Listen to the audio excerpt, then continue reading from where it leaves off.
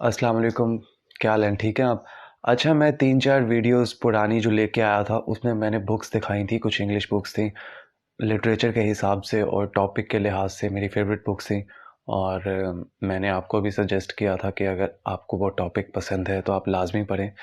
तो मेरे पास कुछ उर्दू की बुक्स भी थी, तो जो मुझे अच्छी लगती हैं, जो मेरी फेवरेट हैं, वो उनमें से कुछ बुक्स हैं। तो सबसे पहले मैंने सोचा कि एक ही बुक दिखाऊं आपको।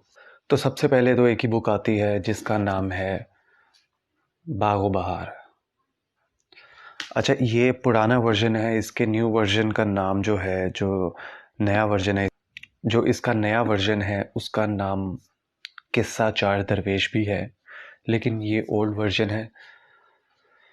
This is a very sweet touch of Persian with Urdu. ये फ़ारसी और उर्दू का मिक्सचर है, और इसके जो ऑथर हैं जिन्होंने इसे लिखा है उसका नाम है मीर अमन दहलवी। और सबसे अच्छी बात इस बुक की है इसकी स्टोरी। मैंने पिछले जितने भी बुक्स दिखाई हैं उसमें उसका लिटरेचर, उसका स्ट्रक्चर इन्वॉल्व था। इसमें इसके स्ट्रक्चर को निकाल के, इसके पैटर्न को निकाल के, इसकी लिखी हुई लिटरेचर को निकाल के, सब कुछ निकाल के, सब कुछ साइड में करके सिर्फ स्टोरी बेस्ट है। अच्छा, स्टोरी इसकी कुछ ऐसे है कि चार लोग होते हैं, चारों बादशाह होते हैं डिफरेंट एरियाज़ के। सही है। उन बादशाहों की ज़िंदगी में बहुत सारी मुश्किलात आती हैं जिसकी वजह से वो एक ऐसे मुकाम पे पहुंच जाते हैं कि उनकी ज़िंदगी में उनके पास कोई नहीं होता, और मुश्किलात की वजह से उनकी ज़िंदगी ख़त्म हो जाती है। चारों एक दूसरे को नहीं जानते, अलग अलग मुल्कों के बादशाह होते हैं, और आखिर में एक पहाड़ के ऊपर आके उनकी कहानी ख़त्म होती है। वहाँ से वो अब ख़ुद को गिरा के ख़ुदकुशी करने लगते हैं, चारों अलग अलग वक्त पे, अलग अलग जगह। सही है।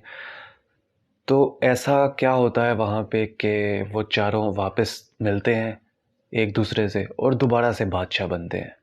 और ये सिर्फ कहानी नहीं है, ये हकीकी दास्तान है।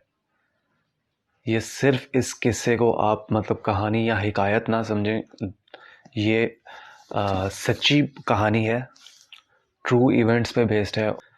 सबसे अच्छी बात यह है कि इस बुक में स्टोरी के हवाले से एक निज़ाम दिखाया गया है, जो कि निज़ाम जैसे कि एक निज़ाम हमें नज़र आता है जो कि दुनिया का निज़ाम होता है, हुकूमत चलती है ये वो।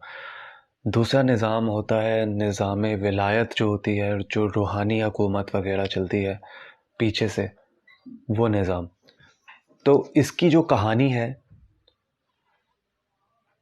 वो उसी निज़ाम पे घूमती है, उसी निज़ाम के गिर्द घूमती है, और उसमें बताने की कोशिश की गई है कि कैसे वो निज़ाम जो है चलता है और कौन उसे संभालता है। और इसमें इमाम अली अलैहिस्सलाम की भी फ़जीलत बयान की गई है। और आप इसे पढ़ें। मैं और आगे बताऊंगा तो इसका जो सस्पेंस है, जो इस बुक को पढ़ने वाला साथ लेके चलता है, वो ख़त्म हो जाएगा।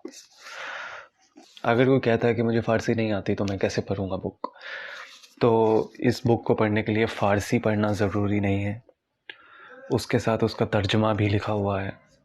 This is a huge compilation, और 536 पेजेस हैं, लेकिन अगर किसी को शौक़ है तो वो 3 दिन में भी पढ़ सकता है। अगर आप इस कहानी को पढ़ना शुरू करते हैं तो you will get lost in a story, और आप उसमें डूब जाएंगे, आपको मज़ा आएगा, and you will definitely like it. So please read this, and like, share and subscribe. Thank you for watching this. Allah Hafiz.